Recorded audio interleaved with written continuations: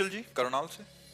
राधे राधे महाराज जी। महाराज जी, मन में एक अजीब सा डर रहता है, अपनों को खोने का बहुत डर लगता है महाराज जी। ऐसे में मृत्यु लोक है, यहाँ ये डर तो सबको लगता है और मरना सबको पड़ेगा। मृत्यु लोक है, पता नहीं किस मिनट किसकी आयु खत्म हो जाए, किस घटना से, किस परिस्थिति से शरीर छूट जाए। तो इसी भय से मुक्त होने के लिए भजन किया जाता है। जो शभीत आवा सरनाई, रखियो ताई प्राण की नाई। भगवान कहते हैं यदि कोई भयभीत होकर मेरी शरण में आ जाए तो जैसे अपने प्राणों से प्यार किया जाता है ऐसे मैं उससे प्यार करूंगा।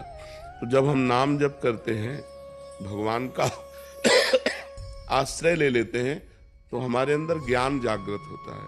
देखो, मरना है ही नहीं, परिवर्तन होता है। पंचभूत पंचभूतों में मिल जाते हैं और जीवात्मा मन के साथ दूसरे शरीर में चला जाता है। परिवर्तन का नाम मृत्यु यहाँ है। जो मृत्यु है वो परिवर्तन है। हमारा राग है, इसलिए अपने जनों को बिछोह की स्थिति में सोचने मात्र से भय लगता है और वो होगा। इसीलिए चिंता, शोक, भय, दुख, इससे बचने के लिए भगवान की शरण होकर भगवान का नाम जप किया जाए, भगवान की लीला कथा सुनी जाए, भगवान की सेवा की जाए तो मंगल हो सकता है। नहीं, ये तो निश्चित है कि मृत्यु अवश्य होगी, निश्चित होगी। चाहे साधु महात्मा हो, चाहे गृहस्थ हो, बालक हो, जवान हो, बलवान हो, निर्बल हो, कोई हो, मृत्यु सबको मृत्यु के प्रहार से कोई नहीं बच सकता। मृत्यु सबको मारती है। तो इसलिए भगवान का आश्रय लो, भगवान का नाम जप करो, वही बल देंगे। तो उन्हीं के बल से हम अपने प्रियजनों के बिछोह को सह सकते हैं। ये तो होगा, निश्चित होगा, इसमें कोई संशय नहीं। राम जी जिनके पुत्र थे, उन दशरथ महाराज को पधारना पड़ा। पधारे कि नहीं पधारे? भगवान स्वयं अंतर ध्यान की लीला किए। तो यहाँ मृत्यु लोक है, यहाँ सबको जाना पड़ेगा। उसके लिए कोई जंतुर नहीं बना, कोई हवन नहीं है, कोई आशीष नहीं है कि जाओ तुम मृत्यु रहित हो जाओ। ऐसा नहीं। भीष्म पितामह को मृत्यु विजय का वरदान प्राप्त था, फिर भी उनका शरीर छूटा कि नहीं छूटा? तो यहाँ शरीर छोड़ना ही होता है। अंकुर शर्मा जी। राधे राधे महाराज जी, आपके चरणों में बहुत प्रणाम महाराज जी। महाराज जी, शिव जी का नाम आते ही मेरे मन में बहुत शांति मिलती है, तो मैं ऐसा क्या करूं जो शिव जी का हो जाऊं महाराज जी पूर्ण रूप से? निरंतर नाम जप करो, आदर पूर्वक नाम जप करो। अगर निरंतर और आदर पूर्वक ध्यान सहित नाम जप किया जाए तो वही हमारे ध्यान में बस जाएंगे। जब वही हमारे ध्यान में बस जाएंगे तो हमें अपना और संसार का ध्यान छूट जाएगा। अपना संसार का ध्यान छूटते ही परम आनंद की अनुभूति होगी।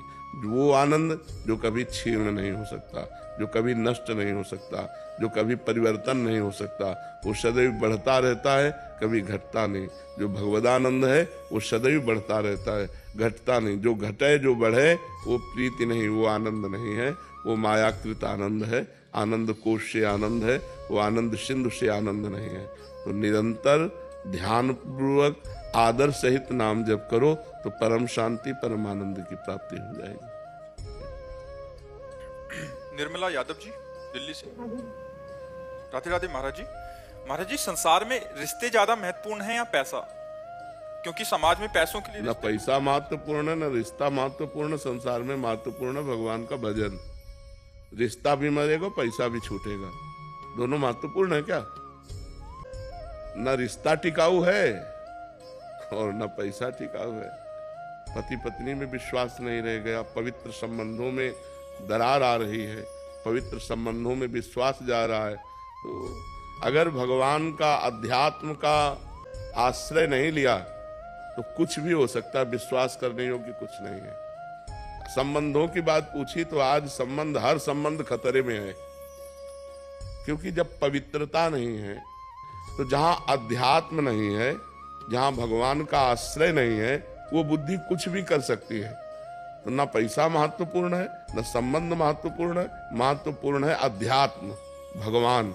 जब तक भगवान का भजन नहीं करोगे तब तक खूब पैसा होने पर भी शांत नहीं रहोगे, आनंदित नहीं रहोगे। क्योंकि पापाचरण होगा और पापाचरण का फल दुख होगा, उसे भोगना ही पड़ेगा। अवश्य में भोक्तव्यम कृतम कर्म शुभाशुभम। इसलिए भगवान को महत्व दो। संसार के संबंधों में जो प्रियता है वो भगवान से है। जैसे बेटा बहुत प्रिय है, लेकिन उसके अंदर से भगवान चले जाएं तो कै दिन बेटे के शरीर को रखोगे? उसके शरीर को जला दोगे ना। तो संबंध में प्रियता किससे थी? भगवान से ही। तो संबंध में प्रियता भगवान से ही है। रुपये का जो सुख है, वो रुपये में कोई महत्व बुद्धि नहीं। रुपये से विषय भोग मिलते हैं, ये महत्व बुद्धि है। अगर आपको रुपये के सुख की बात कहे तो आपको एक कमरे में बैठा दिया जाए और 500 के नोटों से यहां तक दिया जाए, न पानी न भोजन, आप क्या कहोगे? चिल्ला पड़ोगे कि रुपया हटाओ, हमको सब रुपया ले जाओ, हमको पानी पिला दो, हमको भोजन दे दो।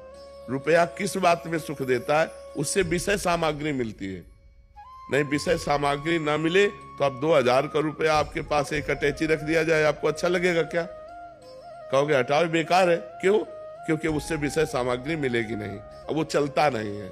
रुपए की प्रियता धन की प्रियता है, उससे विषय सामग्री मिलती है। विषय प्रियता है, शरीर सुख मिलता है। शरीर से अपनापन हो जाना, यही अज्ञान है। ये शरीर जो है नष्ट होगा, प्रतिपल नष्ट हो रहा है और एक दिन बिल्कुल नष्ट हो जाएगा।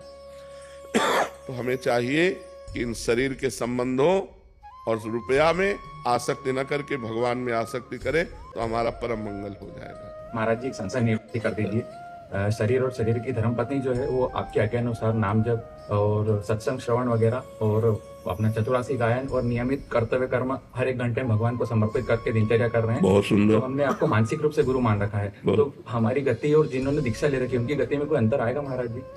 अब ये तो हम इसलिए नहीं कह सकते कि आपका लक्ष्य क्या बनेगा। जो दीक्षा ले चुके उनका लक्ष्य बन चुका है, उनका लक्ष्य बन चुका है प्रिया प्रीतम की दासी भाव। तो अब आपका लक्ष्य क्या बनेगा है? हाँ, तो फिर लक्ष्य बन जाने पर लक्ष्य की प्राप्ति हो जाएगी। बहुत सुंदर करते और बहुत अच्छा है। कविंद्र सिंह जी। सीताराम। महाराज जी, आपके चरणों में कोटि कोटि प्रणाम। महाराज जी, मैंने 3 साल पहले एक संत भगवान के श्रीमुख से सीताराम हनुमान नाम सुना, तब से मैं यही जप कर रहा हूँ और जब से नाम महिमा सुनी है लगातार प्रयासरत हूँ। महाराज जी, मैं भगवान की कृपा से प्रयास कर रहा हूँ कि सुंदरकांड का पाठ दिन में एक बार जरूर करूँ। महाराज जी, ग्रंथ में पढ़कर बोलकर ही करना है या ग्रंथ में पढ़कर मन ही मन भी कर सकते हैं? पाठ मन नहीं कर, पाठ उच्च स्वर से किया जाता है, जप मन ही मन किया जाता है। पाठ उच्च स्वर से करोगे उतना ही अधिक लाभ देगा। और पाठ मन ही मन नहीं, कैसे पाठ गा के करो। सियाराम जी सामने बैठे हैं ऐसी भावना करो और सुंदरकांड गा गा करके करो, मस्ती से करो, ताली बजा करो, मजीरा बजा के करो या ऐसे ही गा के करो। महाराज जी, कभी सफर में जा रहे हैं तो गाड़ी में बैठे हैं तो मोबाइल आदि से पाठ कर सकते हैं मन ही मन, क्योंकि उस समय अपवित्र वातावरण होता है, उस समय नाम जप करो, जरूरी पाठ करो, नाम जप करो, सीताराम सीताराम सीताराम नाम जप करो, नाम कीर्तन करो। थोड़ा पवित्र स्थान होना चाहिए पाठ करने के लिए। अब बगल वाला शौच होके आ रहा है, बिना नहाए और छू रहा है सब ऐसे, तो गाड़ी और यात्रा आदि में हमें लगता है अपवित्रता का माहौल रहता है। तो वहाँ नाम जप करे, नाम कीर्तन करे, लेकिन सदग्रंथों का पाठ पवित्र होकर करे। समझ पा रहे हो? पवित्र अवस्था में सदग्रंथों का पाठ करे। संतोष जी दिल्ली से। राधे राधे महाराज जी। महाराज जी, शरीर के पति वो ज्ञान मार्ग के साधक हैं और मुझे भी उसी मार्ग पर चलने की प्रेरणा देते हैं, पर मैं वहां नहीं चल पा रही क्योंकि मुझे वो समझ नहीं आता। महाराज जी, अतः साधारण स्वभाव से हनुमान जी की उपासना एवं नवरात्र आदि का व्रत आदि कर लेती हूँ और गुरु मंत्र भी करती हूँ, परंतु पतिदेव सहयोग नहीं करते और मन ही में फिर सेवा करने पर। महाराज जी, अभी कह रहे हैं कि ना ज्ञान मार्ग पे हो पा रहे हैं और ना ही भक्ति मार्ग के पूरे हो पा रहे हैं। नहीं, पति को ज्ञान मार्ग में किसका प्रश्न है? पति को ज्ञान मार्ग में चलने दीजिए और आपकी रति भगवत भक्ति में है तो आप खूब नाम जप कीजिए, नाम कीर्तन कीजिए, भगवान की कथा सुनिए, भगवान के लिए व्रत रहिए, भगवान की सेवा कीजिए। ये भगवान की भक्ति है। अब ज्ञान मार्ग में सब कोई चलने का अधिकारी तो है नहीं। अब पता नहीं कितनी स्थिति तुम्हारे पति की ज्ञान मार्ग में है। सामने चर्चा हो, बातचीत हो तो उससे समझ में आवे कि किस ज्ञान की धरा पर विराजमान है। तो आपको भक्ति मार्ग में ही चलना चाहिए। आपकी जब रति भक्ति में है तो भक्ति मार्ग से ही सिद्ध।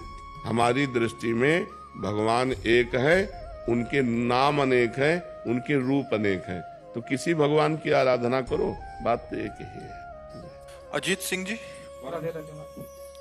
महाराज जी, मोक्ष कैसे प्राप्त किया जा सकता है? ज्ञान के द्वारा। किसका प्रश्न है? ज्ञान के द्वारा। और ज्ञान प्राप्त करना बहुत कठिन है।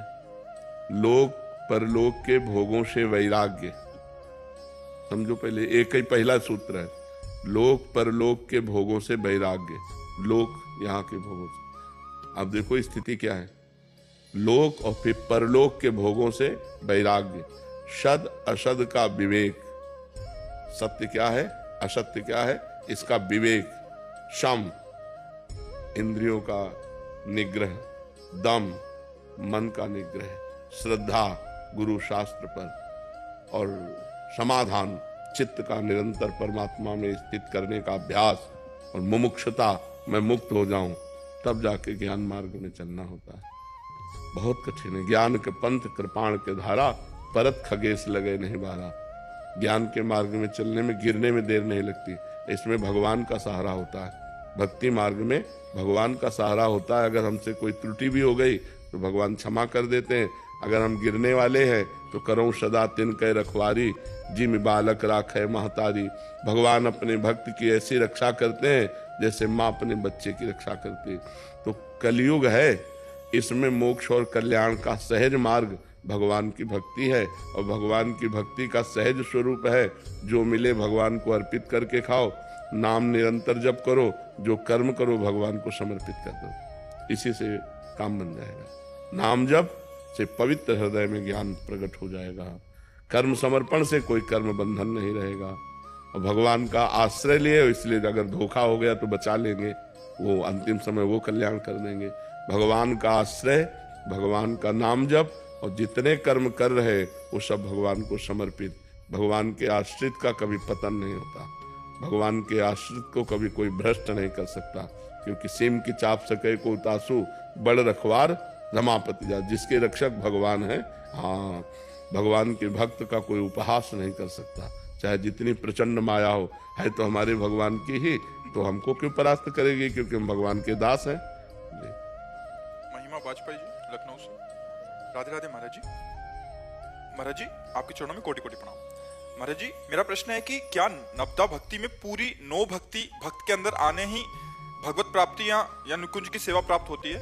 मतलब नो की नो भक्ति होनी चाहिए अंदर। एक आ जाए तो 9 आ जाएंगे, 9वां एको जिनके हुई। अगर एक भी भक्ति आ जाए, श्रवणम कीर्तनम स्मरणम विष्णुपाद सेवनम अर्चनम वंदनम दास्यम शक्य आत्मनिवेदनम, ये 9 प्रकार की भक्ति है। इसमें एक भी भक्ति आ जाए तो 9 अपने आप पूर्ण हो जाएंगे। एक जगह लग तो जाए, श्रवण में लग जाए, कीर्तन में लग जाए, स्मरण में लग जाए, अर्चन बंधन में कहीं भी लग जाए, तो हमारे अंदर नवधा भक्ति पूर्ण आ ही जाएगी। और नवधा भक्ति की पूर्णता है प्रेम लक्षणा भक्ति। श्रवण कथन सुमिरन सेवन चितलावही, अर्चन बंधन अरुदासंतन सख्य और आत्मसमर्पण, ये 9 लक्षण भक्ति बढ़ाई, तब तिन प्रेम लक्षणा पाई। जब प्रेम लक्षणा भक्ति होती तब निकुंज धाम में सेवा आदि की बातें होती हैं।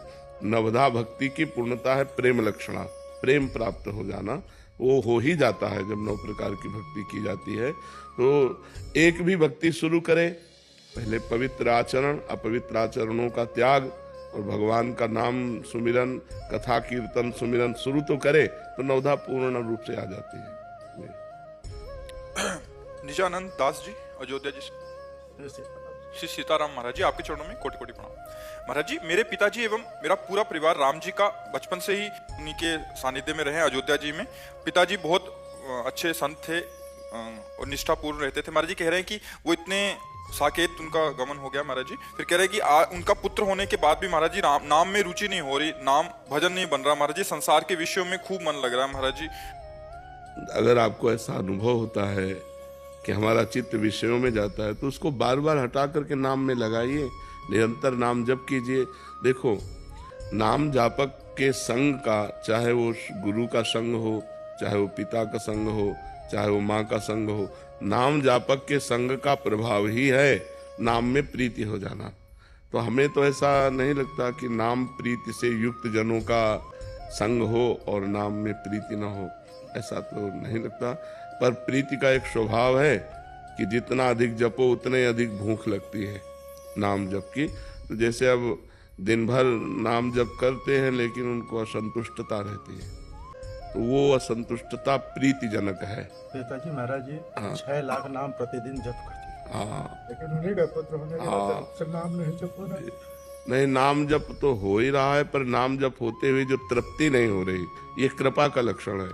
भजन करते हुए भजन से अतृप्त रहना, रात दिन भजन होने पर भी भजन ऐसा अनुभव आना कि जैसा होना चाहिए वैसा नहीं हो रहा, ये भजनानंदी का लक्षण है। और अगर ये हो जाए कि हमसे भजन हो रहा है तो अहंकार पुष्ट हो रहा है, कहीं न कहीं अहम पुष्ट हो रहा है, तो हमें लग रहा है कृपा तो है ही और भजन भी बन रहा है। ये जो अतृप्ति और असंतुष्टि है, यही कृपा का लक्षण है। और हम प्रयासरत रहें, प्रमाद स्थिति में कभी न जाए, कभी हम भगवान के आज्ञा के विरुद्ध आचरण न करें, तो हमारा भजन परिपक्व हो जाएगा। अजय चौधरी जी नागपुर से। राधे राधे महाराज। राधे राधे महाराज जी। महाराज जी 2-3 साल से सत्संग के माध्यम से आपसे जुड़ा हूँ। महाराज जी, मेरे गुरु महाराज और आपके दिव्य वाणी के संग के प्रभाव से मेरे इष्ट श्री विट्ठल भगवान जी के नाम स्मरण कम से कम 2-3 घंटे एक दिन में हो जाता है। महाराज जी, अभ्यास का प्रयत्न है, उठते बैठते खाते पीते नाम स्मरण करें, लेकिन दुर्भाग्यवश अभी तक श्री विट्ठल भगवान पर पूरा भरोसा नहीं। मन आ जाएगा। जैसे जैसे मन निर्मल होता है, वैसे वैसे भगवत भरोसा जागृत होता है, फिर अनुभूतियां होने लगती हैं, तो विश्वास दृढ़ हो जाता है। जहां विश्वास दृढ़ हुआ, सब काम बन गया। भगवान पर विश्वास की आवश्यकता है, भगवान पर भरोसे की आवश्यकता है, पर वो तब होगा जब मन निर्मल होगा। तो इसलिए हमें खूब नाम जप पर ध्यान देना चाहिए और किसी भी बात पर ध्यान नहीं देना चाहिए। नाम जप अगर हम ध्यान पूर्वक जप रहे हैं तो सब ठीक हो जाएगा, आगे चलकर सब ठीक हो जाएगा।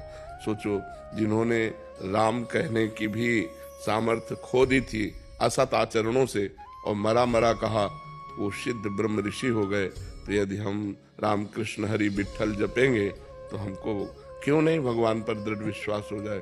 दृढ़ विश्वास क्या, अपना अस्तित्व ही खो जाता है, अपना अस्तित्व खो जाता है, प्रभु का ही केवल साम्राज्य रहता है।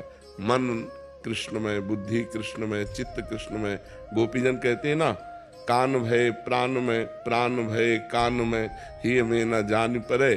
कान है कि प्राण है, प्राण श्री कृष्ण बन जाते हैं, मन श्री कृष्ण बन जाते हैं, बुद्धि श्री कृष्ण बन जाते हैं। हमको अधिक प्रयत्नशील रहकर नाम ध्यान पूर्वक जपना चाहिए।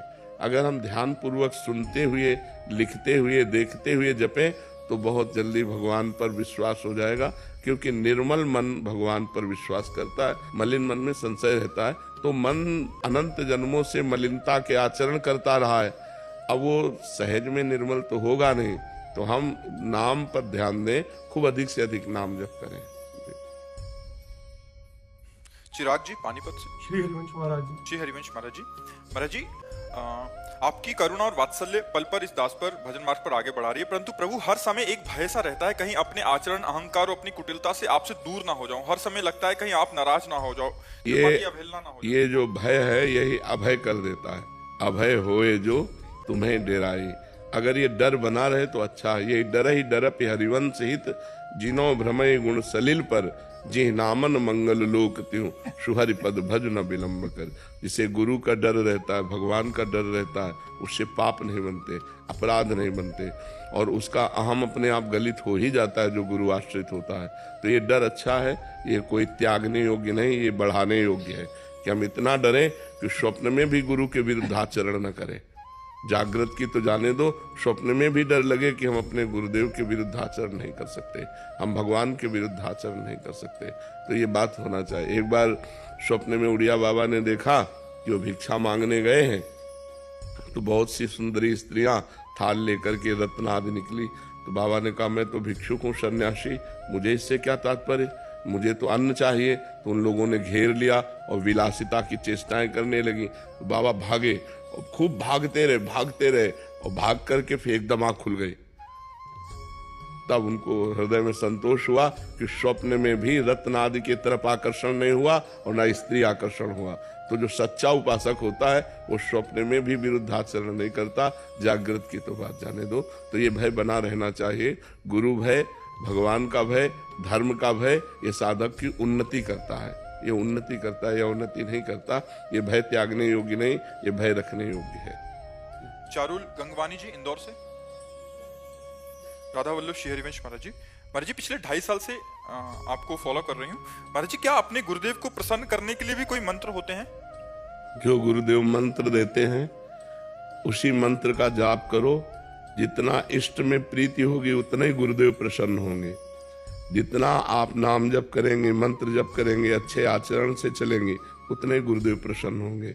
गुरुदेव को प्रसन्न करने के लिए कोई अलग से मंत्र नहीं, जो गुरुदेव ने मंत्र दिया है उसी का जप करो। जो नाम बोले हैं उसी नाम का जप करो। जो आचरण बोले हैं वैसे आचरण करो तो गुरु प्रसन्न होंगे। आज्ञा सब न सुसाहिब सेवा, आज्ञा का पालन करना ही अपने गुरुदेव की सबसे बड़ी सेवा है। जो गुरुदेव की आज्ञा का पालन करते हैं गुरुदेव उन पर प्रसन्न रहते हैं। जी महाराज जी, आप ही का एक प्रश्न है कि महाराज जी आपने जैसे बताया कि रचना करके नाम का करना, कह रहे कि बैठ के तो ये नियम नहीं हो पाता क्योंकि घर गृहस्थी में है, तो कह रहे घर के सारे कार्य करते हुए प्रयास करती हूँ। तो महाराज जी जैसे रोटी बना रहे हैं तो तवे पे हो जाता है, बहुत सुंदर, बहुत सुंदर। महाराज जी कपड़े प्रेस, तो इसमें अपराध तो नहीं है? नहीं नहीं नहीं नहीं नहीं नहीं नहीं, वो तो प्रेस और कपड़े के बीच में है ना।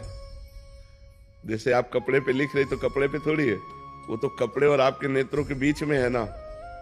हम भावना कर रहे हैं राधा, तो यहीं से लिखना शुरू हुआ ना, तो वो यहीं रहता है। हम दिखाई भले कपड़े पर भावना करें और वो बीच में ही रहता है।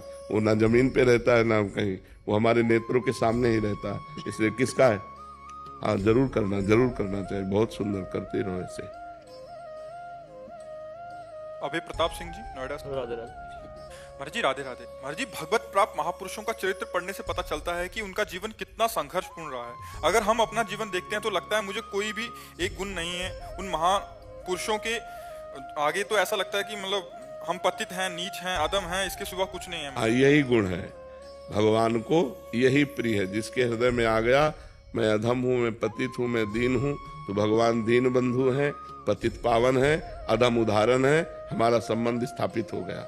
हम पतित हैं तो भगवान पतित पावन है, हम दीन हैं तो भगवान दीन बंधु हैं, हम अधम हैं तो भगवान अधम उदाहरण है। अधम उदाहरण की शरण में जाकर बस अपने जीवन को समर्पित कर दो, तो जो महापुरुषों ने संघर्ष करके प्राप्त किया है वो आप सहजता से प्राप्त कर लेंगे। करने लायक बच्चे को कार्य बताया जाता है, लेकिन छोटे बच्चे को कार्य नहीं बताया जाता। समय से माँ अपने आप उसको बाल भोग, राजभोग, खवाना पिलाना, नहलाना धुलाना सब, लेकिन जब वो तैयार हो जाता है अपने आप करने लायक, तो माता डांट जरूर देती, तेरा नहाने का समय हो गया, तूने नहाया नहीं, तेरा खाने का समय हो गया। लेकिन छोटे बच्चे को ऐसा नहीं कहती। छोटे बच्चे को गोद में लेके स्नान कराती है, वही भोजन पवार। यदि हम छोटे बनकर भगवान की शरण में चले जाएं तो जो बड़े बड़े महापुरुषों ने करके प्राप्त किया है भगवान को, वही हम छोटे बनकर भगवान को प्राप्त कर सकते हैं। यही दरबार दीन को आदर, रीति सदा चली आई। दीन बनकर भगवान दीन बंधु की शरण में हो जाओ और खूब नाम जप करो, भगवान के चरित्र सुनो, गंदी बातें त्याग कर दो, तो इसी जन्म में भगवान की कृपा हो जाएगी। डॉक्टर मयंक शराफ जी, राधा वल्लभ श्री हरिवंश महाराज। श्री हरिवंश महाराज जी। महाराज जी आपकी कृपा और आशीर्वाद से शिव जी की उपासना व आपका दिया नाम जप निरंतर करने का प्रयास कर रहा हूँ। लेकिन इसके अलावा बहुत पहले से हमारे परिवार की परंपरा के अनुसार हर वर्ष की चारों नवरात्रों में माता रानी की कृपा से घट स्थापना व 9 दिन दुर्गा सप्तशती पाठ करता हूँ। महाराज जी परिवार में या अपने घर में बच्चे के जन्म होने से सूतक काल भी क्या मैं घट स्थापना व उसी प्रकार पूजा साधना कर सकता हूँ महाराज जी? नहीं, शास्त्रीय सिद्धांत में नहीं है। शास्त्रीय सिद्धांत में जब शोवर होती है, बच्चा पैदा होता है, बच्चा या बच्ची, तो फिर जब तक शोवर होती है तब तक स्थापना नहीं की जा सकती। और या कोई मर जाता है तो जो मरना अशौच है, अपवित्रता है, सूतक लग जाते हैं, तो उसमें भी नहीं, शास्त्रीय मर्यादा में नहीं है। शास्त्र आज्ञा नहीं देता। बच्चे के जन्म होने पर और किसी के मर जाने पर फिर ये कलश स्थापना करके अनुष्ठान आदि, पूजा आदि, ये तब तक मना रहती है जब तक पवित्र ना हो जाए शास्त्र आज्ञा के अनुसार। स्थापना कर दी हो और बीच में कुछ ऐसी घटना रुक जाएगा, फिर वहीं से पाठ रोक दिया जाएगा, और जब वो पवित्रता हो जाएगी तब फिर वहां से पाठ शुरू कर दिया जाएगा। मान लो 4 दिन हो गए तो 5 दिन अब नहीं होगा। अब वो पवित्र होने के बाद 5 दिन अनुष्ठान किया जाएगा। घर गृहस्थी में जो शास्त्र आज्ञा है उसके अनुसार ऐसा है। डॉक्टर सिमरन खन्ना जी, राधे राधे महाराज जी। महाराज जी जैसे लगता है ने सब अच्छा किया, पर जो सब आप मतलब चाहते थे, डिजर्व करते थे, वो दूसरों को इतनी आसानी से मिल गया और हमें इतना कठिनता हो रही है उसको पाने में। नई खेती है ना, ये किसका प्रश्न है? ये नई खेती है बच्चा। जैसे अभी अच्छा कर रहे हो ना, ये नई खेती है। लेकिन पुराना अगर हमारा गलत है, तो अच्छा करते हुए भी हमको बुरा फल मिलेगा, हमको दुख मिलेगी, हमें निंदा मिलेगी, हमें विपत्ति मिलेगी।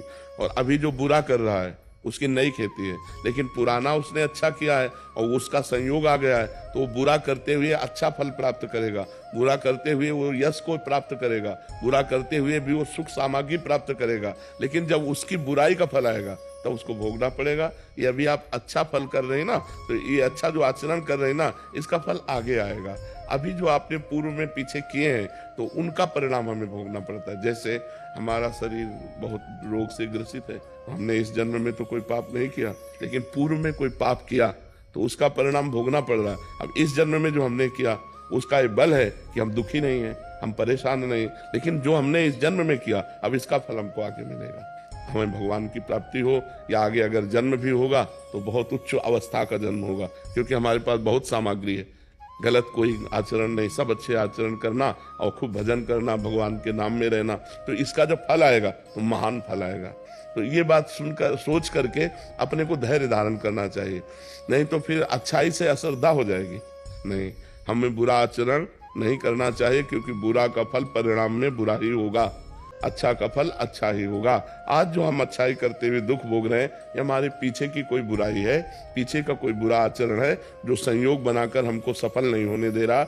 अच्छाई में भी हमको दुख मिल रहा है, निंदा मिल रही, उपहास मिल रहा है, विपत्ति मिल रही। समझ रहे ना? सलोनी जी, न्यू दिल्ली से।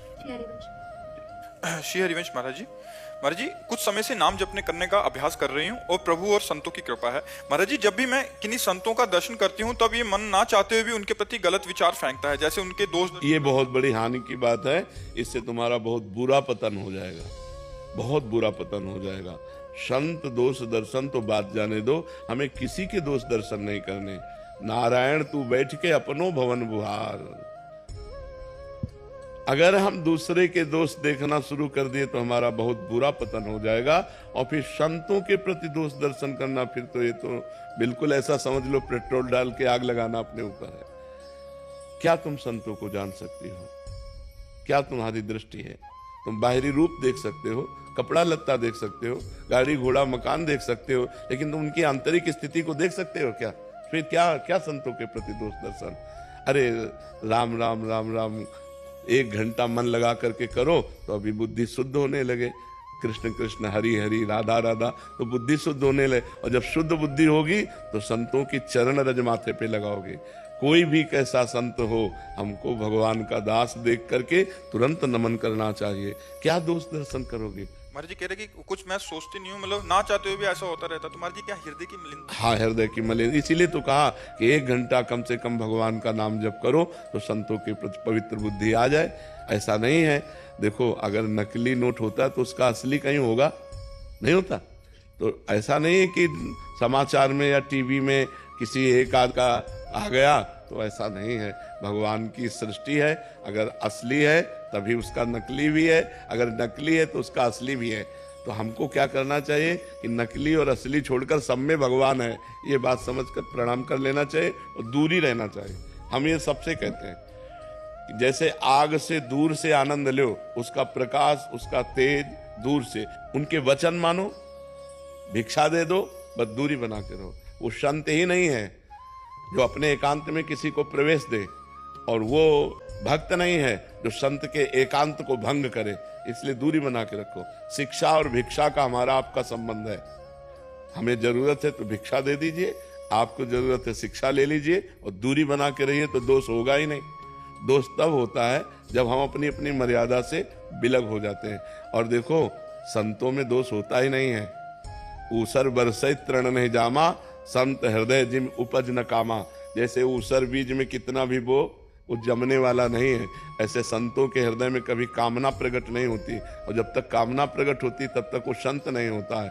संतों के हृदय तब लग जोगी जगत गुरु, जब लग रहे निराश, और जब आशा मन में भई तो जग गुरु जोगी दास। ऐसे संत जन निष्काम भगवान के जन है। हाँ, अभी कोई साधक बना है और चल रहा है, उसमें थोड़ी गलती हो सकती है, पर वो भगवान का जन है, इसलिए आज नहीं तो कल वो सुधर जाएगा, भगवान का महान भक्त बन जाएगा। हमें चाहिए कि हमको अपने से देखना चाहिए कि हम एक दिन परिवार से अलग नहीं रह सकते और ये पूरा जीवन परिवार से अलग रहने का नियम ले लिया। हम एक दिन भोग नहीं छोड़ सकते, ये पूरे जीवन भोग छोड़ने का नियम ले लिया।